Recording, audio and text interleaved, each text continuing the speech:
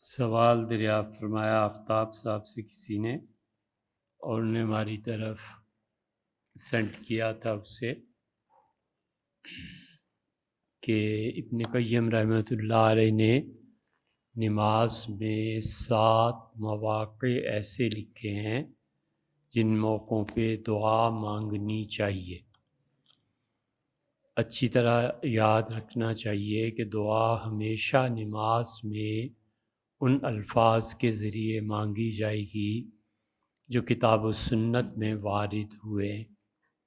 عربی چاہے آتی بھی ہو تو بھی انسان فرض نمازوں میں اور حتی الامکان نوافل میں بھی اپنی طرف سے دعا نہ مانگے، کیونکہ بسا اوقات کوئی جملہ دعا میں ایسے نکل جاتا ہے جو نماز کو توڑ دیتا ہے، کیونکہ وہ جملہ عام انسانوں کی سطح پر آ جاتا ہے۔ مثلاً ایک آدمی عربی جانتا ہے اور وہ فتاوی عالمگیری میں لکھا ہے کہ اس نے کہا نماز کے آخر پہ سلام سے پہلے دعا مانگتے ہوئے کہ اللہم زوجنی فلانا، اللہ فلاں جگہ میرا رشتہ کرا دے۔ تو رشتے انسان ایک دوسرے سے مانگتے ہیں، ایسا جملہ اللہ سے کہنا نماز کے باہر تو درست ہے، نماز میں درست نہیں ہے۔ اور اگر عربی بھی نہ آتی ہو پھر تو بالکل ہی منع ہے کہ چاہے وہ نفل نماز ہو چاہے فرض نماز ہو۔ ہمارے حنفی فقہا کے نزدیک نماز میں دعا نہیں مانگی جا سکتی کسی اور زبان میں، حتیٰ کہ جنازے میں بھی دعائیں وہی مانگی جائیں گی جو کتاب و سنت میں ہیں۔ دوسری بات یہ ہے کہ اب دعائیں ابن قیم رحمۃ اللہ علیہ نے 7 جگہ کے متعلق ارشاد فرمایا ہے۔ معلوم نہیں کہ آپ نے ابن قیم رحمۃ اللہ علیہ کی کس کتاب میں پڑھا ہے، لیکن ابن قیم رحمۃ اللہ علیہ کی کتابیں پڑھے ہوئے اگرچہ مدت ہو گئی، مگر جو 7 جگہ انہوں نے لکھی ہیں زاد المعاد میں اور منازل السائرین ان کی ایک کتاب ہے، اس میں ہے بعض جگہ پہ۔ نماز میں دعا کا سب سے پہلا موقع تو وہ ہے تکبیر تحریمہ سے پہلے۔ حنفی فقہا یہ کہتے ہیں کہ نماز سے پہلے اللہم انی وجہت وجہی للذی، یہ جو دعا ہے پڑھنی چاہیے۔ تکبیر تحریمہ، پہلی تکبیر کے بعد یہ دعا مانگی جائے یا نہ مانگی جائے، بعض فقہا کہتے ہیں مانگی جائے، بعض کہتے ہیں نہ مانگی جائے، وہ انسانوں کی اپنی نفل میں تو کوئی حرج نہیں ہے، لیکن فرض نماز میں منع کرتے ہیں۔ بہتر یہی ہے کہ تکبیر اولیٰ سے پہلے یہ دعا مانگنی چاہیے، ایک موقع ہو گیا۔ دوسرا موقع رکوع کا ہے کہ رکوع میں اصل میں تو تسبیح ہے۔ حضور صلی اللہ علیہ وسلم رکوع میں کئی چیزیں پڑھتے تھے، اللہم لک رکعت وبک آمنت، اللہ میں نے آپ کے لیے سر جھکایا، اللہ میں آپ پہ ایمان لایا، اور کبھی کبھی یہ بھی پڑھتے تھے کہ سبوح قدوس ربنا ورب الملائکۃ والروح، بڑا پاک ہے، بہت بلند و بالا ہے اس کی پاکیزگی، جو ہمارا پروردگار ہے، ہمیں پالنے والا ہے، فرشتوں کو پالنے والا ہے، روح الامین یا انسانی روحوں کو پالنے والا ہے۔ تو 2 موقع ہو گئے۔ تیسرا موقع سجدہ ہے کہ سجدوں میں دعا مانگی جائے۔ حضور صلی اللہ علیہ وسلم اس پہ زور بھی دیتے تھے، فرماتے تھے کہ سجدے میں دعا مانگا کرو، بس وہ تو سمجھو قبول ہو گئی جو سجدے میں تم نے مانگی۔ جتنی کتاب و سنت میں دعائیں ہیں وہ سب سجدے میں مانگی جا سکتی ہیں۔ چوتھا موقع دونوں سجدوں کے درمیان کا ہے کہ اس میں دعا مانگی جائے۔ 5واں موقع رہ گیا کہ جب رکوع سے کھڑا ہو قوما میں تو اس وقت بھی دعا مانگنی چاہیے۔ حضور صلی اللہ علیہ وسلم یہ قوما بہت لمبا ہوتا تھا۔ سمع اللہ لمن حمدہ، اللہم ربنا ولک الحمد حمدا کثیرا طیبا مبارکا فیہ، اللہم لک الحمد کما ینبغی لجلال وجہک وعظیم سلطانک۔ اللہم لا مانع لما آتیت، اللہم لا معطی لما منعت، اللہم لا راد لما قضیت، اللہم لا ینفع ذا الجد منک الجد۔ لربی الحمد، لربی الحمد، لربی الحمد، یہ ساری دعائیں حضور صلی اللہ علیہ وسلم قوما میں پڑھتے تھے۔ تو تکبیر تحریمہ سے پہلے 1، رکوع 2، قوما 3، سجدہ 4، اور دونوں سجدوں کے درمیان بھی رسول اللہ صلی اللہ علیہ وسلم دعا مانگتے تھے۔ یہ 5 جگہ ہو گئیں۔ ایک موقع درود شریف کے بعد آخر پہ دعا مانگنے کا ہے، تو رسول اللہ صلی اللہ علیہ وسلم وہ تو بہت دعائیں مانگتے تھے، حتیٰ کہ ہمارے جو محدثین فرض نماز کے بعد دعا مختصر کرنے کو کہتے ہیں، وہ در حقیقت یہ کہتے ہیں کہ نماز کے آخر پر طویل دعائیں مانگی جائیں۔ عبدہ و رسولہ تک پڑھ لیا، پھر درود شریف پڑھ لیا، اس کے بعد وہ کہتے ہیں یہاں پر پہنچ کے بہت دعائیں مانگی جائیں۔ یہاں پر پہنچ کے پرانے زمانے میں حنفی فقہا رب اجعلنی مقیم الصلاۃ سکھایا کرتے تھے کہ یہ ایک آیت بچہ اگر یاد کر لے، ہے تو یہ قرآن کی آیت تھی نا، تو یہ اسے رکوع سے پہلے فاتحہ پڑھے گا، فاتحہ کے بعد پوری سورت اسے پڑھنی ہے، یہ بڑی آیت پڑھنی ہے، تو کہتے تھے چلو بچے تم اتنا کہاں یاد کر سکتے ہو، بھی یہ آیت یاد کر لو، دونوں جگہ پہ کام آ جائے گی، یہاں بھی کام آ جائے گی اور درود شریف کے بعد سلام سے پہلے بھی کام آ جائے گی۔ یہ اس لیے رکھی تھی، انہیں کیا پتا تھا کہ امت ہی اس پہ لگ جائے گی، وگرنہ کوئی قرآن کی دعا حضور صلی اللہ علیہ وسلم نے کبھی بھی نماز کے آخری حصے میں نہیں مانگی۔ بعض روایات میں آتا ہے کہ اللہم ربنا آتنا فی الدنیا حسنہ وفی الآخرۃ حسنہ وقنا عذاب النار، یہ آئی۔ وگرنہ سلام سے پہلے کی دعائیں حضور صلی اللہ علیہ وسلم مختلف افراد کو مختلف سکھاتے رہے۔ حضرت بکر رضی اللہ عنہ کو الگ سکھائی ہے، حضرت معاذ رضی اللہ عنہ کو الگ ایک دعا کی تلقین فرمائی تھی۔ تو یہ 7 مواقع بن جاتے ہیں، پھر گن لیتے ہیں، نیت سے پہلے، پھر رکوع میں، پھر قومے میں، سجدے میں، دونوں سجدوں کے درمیان، 5 ہو گئی۔ 6 درود شریف کے بعد، 7 ہونی چاہیے تھی، دونوں سجدوں کے درمیان نا، ہاں 2 سجدوں، ایسے ہی لکھا ہوگا، اب تو خیال نہیں، لیکن 7 مرتبہ دعا ہے، بلکہ نماز ساری کی ساری اصل میں دعا ہی تو ہے، اس کے علاوہ کیا ہے اس میں۔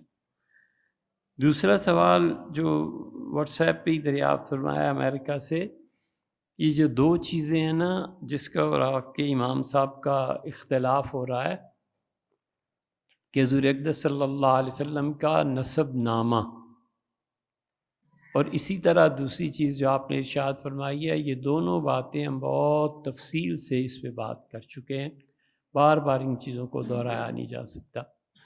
پھر ایک یہ بھی کہ ہم نے جو کچھ ریکارڈ کروایا افغانستان میں، کھڑکیاں پہلی منزل یا دوسری منزل اور قبر پہ چادر چڑھانے کے لیے، ہمارا موقف اب بھی وہی ہے بھائی، ہم نے اگر ماننی ہے تو علامہ شامی رحمۃ اللہ علیہ کی کیوں نہ مانیں۔ آپ کو یہ نظر آتا ہے کہ قبر پہ چادر شرک کا دروازہ کھولتی ہے، اور شامی رحمۃ اللہ کو یہ نظر آتا ہے کہ اللہ کے نیک بندوں کی قبروں کی بے حرمتی اور تمیز کے دائرے سے باہر نکلنا بے ادبی کی طرف لے جاتا ہے، اور بے ادبی کفر تک پہنچاتی ہے، وہ اس کو منع کرتے ہیں۔ تو جب ماننی ہے تو شامی رحمۃ اللہ علیہ کی کیوں نہ مانے، اور شامی آپ جانتے ہیں پچھلے 200 سال سے ساری دنیا میں فتوے کی اتھینٹک بک مانی جاتی ہے، کوئی اس سے ادھر ادھر نہیں ہوتا۔ اور یہ بھی خیال رکھنا چاہیے کہ جو آپ کرنا چاہیں پابندی کس نے لگائی ہے، ضرور کیجیے، مگر ہم ایک سود کے برابر بھی نا، سود تو بڑی چیز ہے، اس کے ایک پشم کے برابر بھی اپنے بڑوں کی راہ سے نہیں ہٹتے، پکی بات ہے۔ ہم ٹھیٹھ مقلد ہیں، ہمارے آباء و اجداد نے، بزرگوں نے جو کتابیں لکھی ہیں، کتاب و سنت کی جو شرح بیان کی ہے، وہ بھی انسان تھے، غلطی ہو سکتی ہے، علمی اختلافات اب تک کے ہیں، لیکن وہ اللہ سے زیادہ ڈرنے والے تھے، وہ کتاب و سنت کو زیادہ اچھی طرح سمجھتے تھے۔ اب ایک نئی چیز ہم بیان کریں اور ہم کہیں کہ گرچہ حضرت مجدد نے لکھی ہے، شاہ ولی اللہ فلانے نے، مگر وہ سب گمراہ تھے، ولیعوذ باللہ، تو یہ 1400 سال 1500 سال امت جھک مارتی رہی۔ آپ کو ایک چیز اس کے علاوہ سمجھ میں آتی ہے، بسم اللہ، آپ کی مرضی ہے، کسی نے پریشرائز تھوڑا ہی کیا ہے۔ اور جو زبان کے متعلق ارشاد فرمایا، جو کچھ زبان لکھی ہے اس میں بھی کوئی حرج نہیں، بالکل۔ ہم مسجد میں ہیں وضو سے قطعاً ایک لفظ کا برا نہیں مانتے، ہمیں تو خوشی بھی ہوتی ہے بسا اوقات کہ الحمدللہ یہ قیامت میں آپ کے نامہ عمل میں آ جائیں گے، ہمارے ہی کوئی 2-4 گناہ دھل جائیں گے، اللہ کے یہاں یہ چیزیں بڑی کام آنے والی۔ اور آپ جیسے گواہ اگر ہمارے متعلق گزر جائیں تو پھر تو جنت پکی ہو گئی، کیونکہ ہم تو اس سے بھی بڑے مجرم ہیں یار، یہ تو کوئی بات ہی نہیں۔ در حقیقت یہ نہیں ہو سکتا کہ آپ جتنی بھی گالیاں لکھیں، کوئی بھی لکھے، ہم اپنے مشائخ، اپنے والدین کی تربیت کو اس پہ قربان کرتے، فرق کیا رہے گا؟ یہ ایک سوال پوچھا ہے کہ کھانے پینے کی چیز کو سامنے رکھ کر فاتحہ کرنے کی شرعی حیثیت کیا ہے؟ کچھ نہیں ہے۔ ہندوستان میں یہ رواج چل پڑا تھا، اور اصل میں ہندو ایسے کیا کرتے تھے، اور ہندوؤں سے یہ چیز پھر مسلمانوں نے لے لی تھی، ورنہ اصل میں حقیقت اس کی کچھ نہیں۔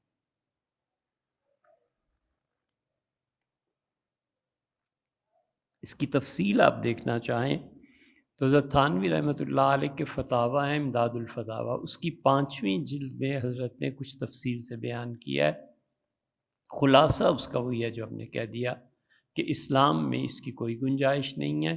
یہ بدعت بس شروع ہو گئی جہالت کی وجہ سے، ہندوؤں کو دیکھ دیکھ کے بہت سی چیزیں غلامی کے دور میں ہم میں آئی ہیں، بہت سی چیزیں ہندوؤں کے ساتھ اختلاط کے ساتھ آئی ہیں، سکھوں کے ساتھ رہنے سے آئی ہیں، اسلام کا اس سے بنیادی طور پر کوئی تعلق نہیں ہے۔ اب بات یہ ہے کہ اس کھانے کو کھایا جائے یا نہ کھایا جائے، اس کھانے کو چھوڑ دیا جائے زیادہ بہتر ہے، کیونکہ حضور صلی اللہ علیہ وسلم نے فرمایا جو چیزیں تمہیں شبے میں ڈالیں ان کو چھوڑ دو اور یقین کی راہ اختیار کرو۔ اس جنرلی جو اصول بتایا اس کے تحت یہ کھانے بھی ایسے ہی ہوتے ہیں، آدمی پرہیز کرے۔ اور اگر یہ کھانا کسی سے مدد مانگنے کے لیے، یہ دوسرا درجہ ہے، کسی سے مدد مانگنے کے لیے ہے کہ مثلا ایک بزرگ ہیں، ان کے نام پہ یہ سب کچھ کیا جا رہا ہے، وہ میری مدد کریں، میری مشکلات کو حل کریں، تو یہ اس طرح کے نظریے اور اس طرح کی چیزیں یہ شرک سے مشابہت رکھتے ہیں، بالکل نہیں کھانی چاہیے۔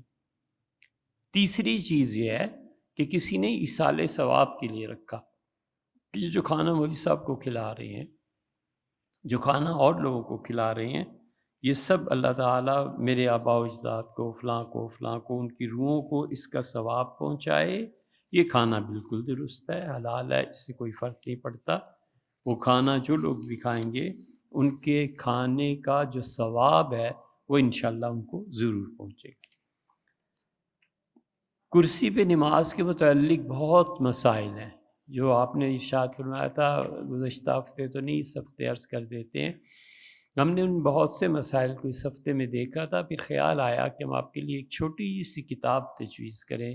40-50 صفحے کی کتاب ہے، مفتی عبدالرؤف صاحب سکھر کے ہیں، انہوں نے لکھی ہے، مفتی عبدالرؤف صاحب، کرسی پر بیٹھ کر نماز پڑھنے کے احکامات۔ کرسی پر بیٹھ کر نماز پڑھنا، بس یہ آپ ڈاؤن لوڈ کر لیں یا آپ خرید لیں۔ سارے تقریباً مسائل حضرت نے لکھ دیے ہیں، بہت بڑے مفتی ہیں اور انہوں نے اس کو تحریر فرما دی ہے۔ ممکن ہے کوئی خاص مسئلہ ہو تو آپ پھر پوچھ لیجیے گا، وگرنہ وہ بہت اچھی کتاب ہے۔ اسی طرح مرتضیٰ صاحب کراچی سے، انہوں نے اس گرامی نامے میں تحریر فرمایا داڑھی کے متعلق بہت سے بزرگوں نے کتابیں لکھی ہیں، چھوٹے چھوٹے پمفلٹ بھی مل جائیں گے، حضرت تھانوی نور اللہ برکتہ کی روایت بھی مل جائے گی۔ مفتی شفیع صاحب رحمۃ اللہ علیہ نے جواہر الفقہ ان کی شائع ہوئی ہے، اس کی 7ویں جلد میں انہوں نے داڑھی پر بحث کی ہے، بہت اچھی بحث مفتی صاحب نے کی ہے، وہ آپ پڑھ لیجئے۔ اسی طرح شیخ مولانا زکریا صاحب رحمۃ اللہ نے ایک چھوٹا سا رسالہ لکھا ہے، حضرت مولانا حسین احمد صاحب مدنی رحمۃ اللہ نے ایک چھوٹا سا رسالہ لکھا ہے، ان تمام میں انہوں نے بیانات اپنے لکھے ہیں، آپ اس کو پڑھ لیجئے، انشاءاللہ آپ کو مطلوبہ جواب مل جائے گی۔ انڈیا ناؤ سے تحریر فرماتے ہیں کہ حضرت خادم شاہ صفی رحمۃ اللہ اور اولیاء اللہ کا ماہ رجب میں عرس ہوتا ہے 3 دن تک، اور یو پی سے سارے لوگ شریک ہوتے ہیں۔ یہ ایک طرح کے جو میلے لگتے ہیں نا، یہ نہیں کرنے چاہیے۔ عرس اپنے طور پہ کوئی اور چیز ہے، اس طرح کے میلوں میں نہیں جانا چاہیے۔ یہ اس لیے ہوتا تھا کہ پچھلے زمانوں میں جب عرس شروع ہوئے تھے اور اس وقت کے فقہا نے جو اسے جائز کہا تھا، اس کی حیثیت اگر سمجھ میں آ جائے تو سارا مسئلہ حل ہو جاتا ہے۔ ٹیلی فون نہیں، کوئی ایک دوسرے سے اتنے خط و کتابت کے مسائل ہوتے تھے، اور راستے دشوار، گاڑی ٹرین کچھ بھی نہیں ہوتا تھا۔ اس صدی کے مشائخ جو تھے کہ اچھا بھئی یہ حضرت کا انتقال ہوا ہے، مثلاً 10 صفر کو ہوا ہے، تو آئندہ سال 10 صفر کو ہم سارے پیر بھائی، سارے حضرت کے خلفاء، سب لوگ آ جانا، حضرت کے لیے قرآن خوانی بھی ہو، بیٹھیں گے ایک دوسرے کے حال احوال پوچھیں گے، تو آئندہ سال 10 صفر یاد رہے۔ بس وہ مشائخ 10 صفر کو متعین کر کے آ جایا کرتے تھے، نہ ٹیلی فون ہو سکتا تھا، خط و کتابت بھی بڑی، کسی کو ملا کسی کو نہیں ملا۔ یہ تھی اس کی حیثیت انتظامی امور کی۔ ہمیشہ شرعی احکامات اور انتظامی امور دونوں میں فرق کرو کہ یہ جو سلسلہ چلا تھا شریعت کا تھا یا انتظامی امور کا۔ انتظامی امور کا تھا، سب بزرگ جمع ہو جاتے تھے، بس اتنی بات تھی۔ اب جب ٹیلی فون ہے، یہ چیزیں ہیں، تو ہم کہتے ہیں ان انتظامات کو چھوڑو، جس سے ملنا ہے سفر کر لے، وہ بھی آسان۔ اس لیے جب بھی انتظامی کام کو شرعی کام سمجھا جائے گا، وہ ضرور ہم کہیں گے یہ بدعت۔ یہ انتظام کا کام ہے۔ مثلاً یہ کہ مسجد کے لیے ایک ٹینکی بنوانی، اب اس ٹینکی میں وہ ہشت پہلو ہے، ٹینکی چوکور ہے، گول ہے۔ اب ایک آدمی اصرار کرتا ہے نہیں گول ہی بنوانی، بھی کیوں گول بنوانی؟ وہ کہتے ہیں مدینہ منورہ میں گول ہے۔ بھی مدینہ منورہ میں پچھلے سال جنہوں نے بتائی تھی ان کا ڈیزائن، انجینئرنگ، کوئی ستون، کوئی سریا ہوگا، کوئی حساب، وہ شرعی چیز تھوڑی ہے، وہ انتظامی ہے۔ اس لیے کبھی بھی انتظامی امور کو شرعی امور نہیں سمجھنا چاہیے۔ جب وہ سمجھے گا تو دین میں تحریف کر دے گا۔ ایک آدمی کہتا ہے پانی پلاؤ، دوسرا کہتا ہے نہیں جی میں تو چائے بننے ہی نہیں دوں گا، دسمبر میں بھی پانی ٹھنڈا برف والا پلاؤ۔ بھلا بتاؤ یار، وہ جون میں پلاتے تھے ٹھنڈا پانی، برف والا شربت تھی، انتظامی امور تھے، جون میں یہی پلایا جانا چاہیے تھا، دسمبر میں تم کیوں کہتے ہو؟ تو انتظامی امور کو کوئی شرعی بنانے لگے، وہ بدعت ہو جاتی ہے۔ اس لیے نہیں ان چیزوں میں پڑھنا چاہیے۔ ہمارے زمانے میں خمس کا وجود نہیں ہے۔ کیا اب بنو ہاشم کو زکوٰۃ دی جا سکتی ہے؟ خاص طور پہ امام ابو حنیفہ رحمۃ اللہ علیہ کا کیا موقف ہے؟ سہیل صاحب نے سیالکوٹ سے یہ مسئلہ پوچھا ہے۔ ہمارے ہاں ظاہر الروایہ پہ فتویٰ دیا جاتا ہے، اور ظاہر الروایہ میں ہمارے حنفی فقہا کے ہاں عام حالات میں وہ کہتے ہیں کہ سادات پہ زکوٰۃ نہیں لگتی، اور یہ حکومت کی ذمہ داری ہے کہ سادات کرام ان کی وہ کفالت کریں، اور ان کی عزت اور احترام کے پیش نظر جو گورنمنٹ کو نفلی صدقات ملتے ہیں، یہ گورنمنٹ کو جو تحفے ملتے ہیں مختلف جگہوں سے، گورنمنٹ وہ رقم سادات میں تقسیم کرے گی، انہیں دے گی۔ اور قرون اولیٰ میں بھی یہی ہوتا تھا کہ بیت المال سے ایسی چیزیں ملتی تھیں، اور اگر حکومت نہ کرے، جیسے آج کل نہیں کر رہی، تو جن لوگوں کو اللہ نے مستقل دولت کا کوئی نظام، کوئی چیز کی ہے، انہیں چاہیے کہ سادات کو ہدیہ پیش کریں حضور صلی اللہ علیہ وسلم کی نسبت سے، اور نبی کریم صلی اللہ علیہ وسلم کی خاندان کی کفالت کا بوجھ اٹھائیں۔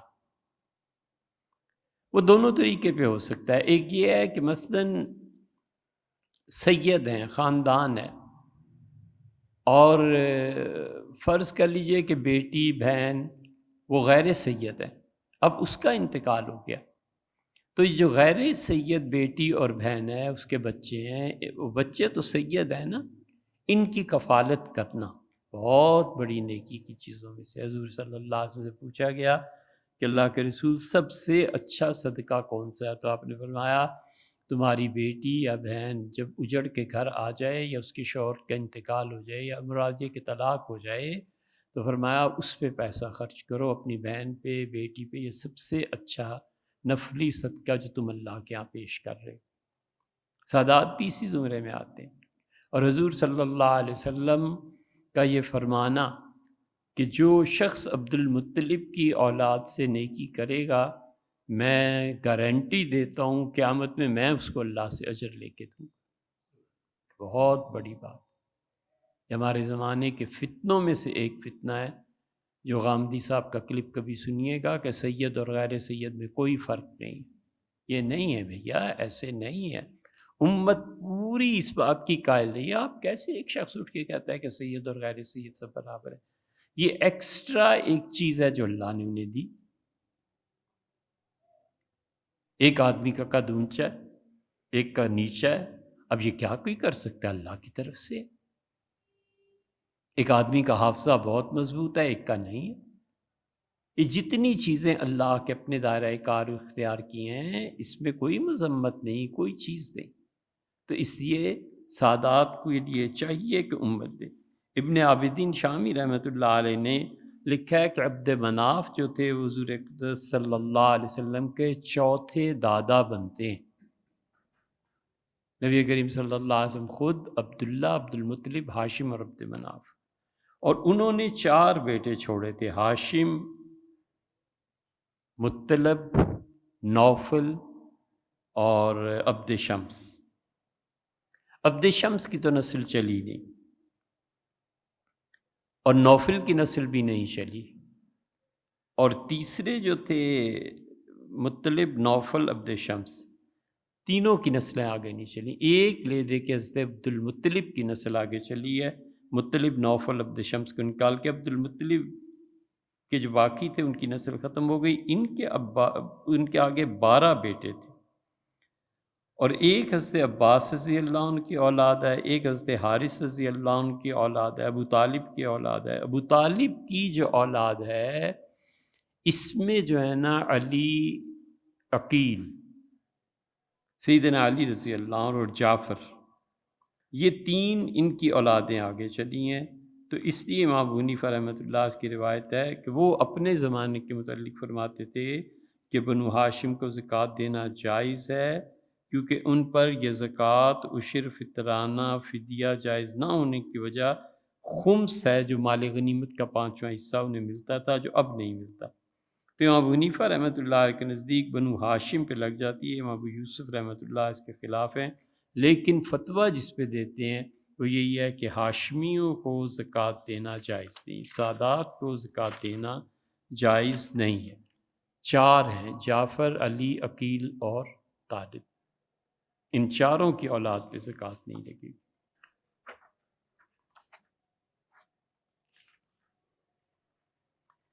اگست 2023 میں 2 فلیٹس خریدے اور آدھی ادائیگی کی، باقی رقم فلیٹس کے مکمل ہونے پہ دینی تھی۔ 16 ماہ کا وقت تھا، 18 ماہ گزرنے کے باوجود ابھی تک فلیٹ شروع ہی نہیں ہوا۔ معاہدہ منسوخ کر کے اپنی سرمایہ کاری نفع کے ساتھ واپس مانگی، تو کیا یہ نفع لینا جائز ہے؟ اگر حل نہیں ہے تو کوئی حل بتائیں جس سے مجھے نفع حاصل ہو سکے۔ کچھ دباؤ ڈالنے پر وہ نفع دے دے تو کیا یہ جائز ہوگا؟ اسے چاہیے تھا کہ وعدے کے مطابق 16 مہینے میں آپ کا فلیٹ تیار کر کے دیتا، اس نے نہیں کیا، یہ اس کے لیے ناجائز تھا۔ اب آپ معاملہ جب توڑنا چاہتے ہیں تو جو پہلی رقم یعنی 15 لاکھ آپ نے اسے دیا تھا، وہ 15 آپ کو واپس کرے گا، اس سے زیادہ لینا اس سے جائز نہیں۔ البتہ ایک صورت ہو سکتی ہے کہ رقم کے بدلے کوئی چیز مثلا مکان دے دیا جائے، اسے کہیں میری پیسے تھے نا میں نے تمہیں دیے ہیں، یہ مکان مجھے دے دو، یہ پلاٹ مجھے دے دو، وہ 15 سے اوپر کا ہے، 17 کا ہے، 18 کا ہے، تو اس کی گنجائش ہے۔ یہ جو آپ نے فرمایا نا کہ نفع اس سے ملے، تو وہ نفع اس صورت میں لیا جا سکتا ہے کہ چیز کی صورت میں خرید لیں، اگر کیش ملے گی تو ناجائز ہوگی، چیز ملے گی تو جائز ہوگی۔ مثلا 15 لاکھ کے آپ نے کہا یہ گاڑی مجھے دے دو، لاؤ چابی، وہ کہتا ہے گاڑی 20 لاکھ کی، آپ کہتے ہیں 20 کی ہے یا 15 کی، مجھے دے دو اس لیے کہ میں نے پیسے تمہارے پاس رکھے، جو بھی بات ہے، اگر وہ یہ کرے گا تو یہ چیز جائز ہو جائے گی۔ مارکیٹ کا مزاج یہ ہے کہ جو کام آپ جلدی حل کر دیں تو گاہک اسے آسان اور کم معاوضہ لینے کی وجہ سے پیسے کم دیتا ہے۔ آپ جتنا کام کو طول دیں گے اور اپنی مہارت سے گاڑی کا کوئی کام اور مشکل کر دیں گے تو وہ پھر پیسے ٹھیک ملتے ہیں۔ تو گاہک سے جھوٹ بولنا کہ میں نے تمہارے مشکل کام کو بڑی مشکل سے صحیح کیا ہے، حالانکہ وہ بالکل آرام سے اس نے ٹھیک کر لیا تھا، تو اس کا کیا حکم ہے؟ حکم یہ ہے کہ آپ اور گاڑی والے کے درمیان جتنی اجرت طے تھی بس وہ ہونی چاہیے، آپ لے سکتے ہیں، باقی یہ جھوٹ اس میں ملانا کہ میں نے اتنی محنت کیا اور یہ کیا اور یہ کیا ہے، یہ بالکل درست نہیں ہے۔ حضور اقدس صلی اللہ علیہ وسلم نے اسی لیے فرمایا ہے کہ تاجرو پیسہ صدقہ دیتے رہا کرو، اور یہ جو تم اللہ کے نام پہ جھوٹ بولتے ہو، قسمیں کھاتے ہو، تو اس صورت میں تمہارے مال کی برکت اٹھ جاتی، اس لیے فرمایا کہ صدقہ دو، تو جھوٹ بولنا یہ بالکل درست نہیں۔